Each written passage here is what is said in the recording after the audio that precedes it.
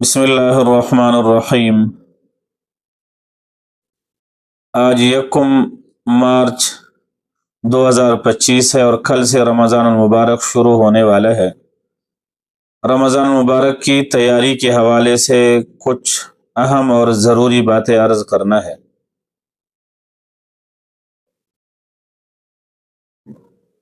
कुछ बातें ऐसी हैं कि जिनका करना लाजमी है और कुछ बातें ऐसी हैं कि जिनसे बचना ज़रूरी है।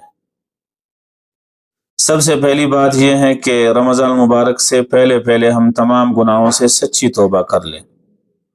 वैसे तो तौबा हमें हर हाल में चाहिए, मगर रमज़ान मुबारक में इससे बढ़कर चाहिए। और सच्ची तौबा का मतलब यह है कि जो गुनाह हमसे हो गए हैं उन पर हम नादिम और पशेमान हो जाएं। और दूसरी बात यह है कि तौबा करते वक्त हम वो गुनाह न कर रहे हों।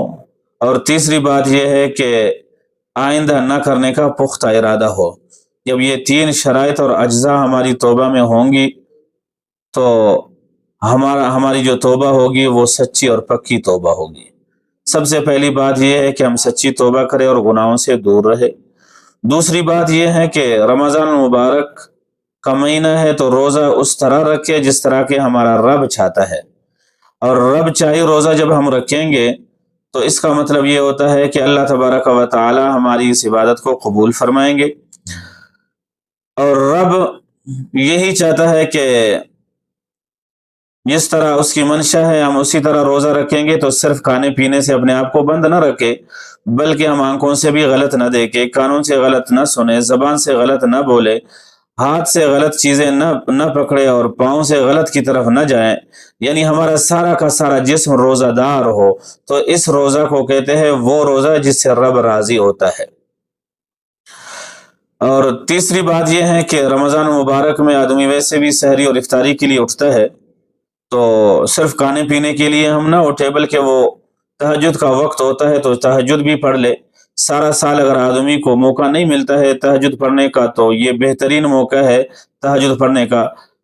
तो कोशिश करे कि दो दो रकतों पर 4 रकतें तहज्जुद के इरादे से पढ़े, ताकि कसरत से इबादत करने का मौका मिल जाए।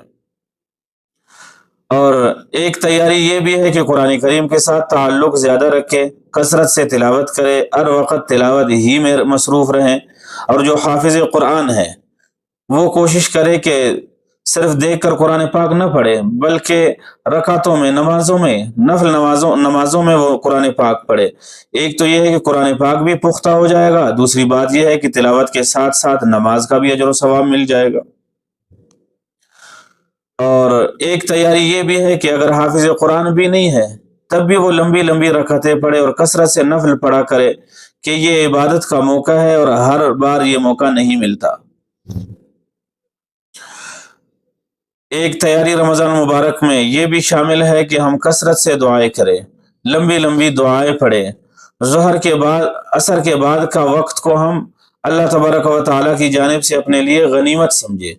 खुसूसन इफ्तारी का वो आखिरी मौका जिसमें 5-7 मिनट रहते हैं, उन 5 मिनटों में तो इधर उधर बिल्कुल न जाएं, बाकी चीज़ों को बिल्कुल छोड़ दे, सिर्फ अल्लाह तबारक व तआला से मांगते ही रहा करे। और ये बहुत गनीमत का मौका है और शैतान चाहता है कि ये वक्त ज़ाय हो जाए।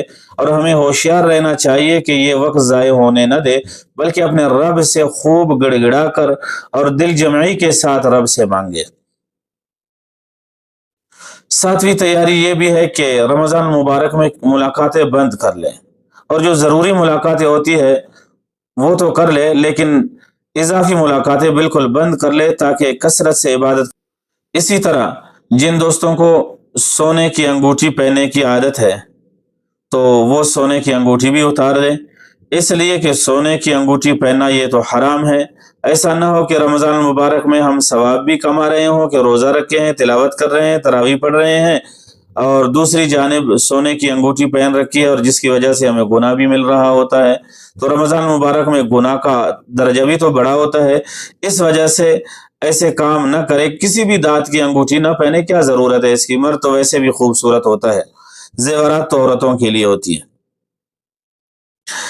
اور ہماری مائیں بہنیں بیٹیاں پردہ کا بھی اہتمام کرے، سارا سال کرے مگر رمضان میں خصوصاً اس کا اہتمام کرے، اور ہمارے مرد حضرات پانچے ٹخنوں سے اوپر رکھے، کہ حدیث پاک میں آتا ہے پیغمبر علیہ الصلوۃ والسلام نے اس سے سختی سے منع کیا ہے۔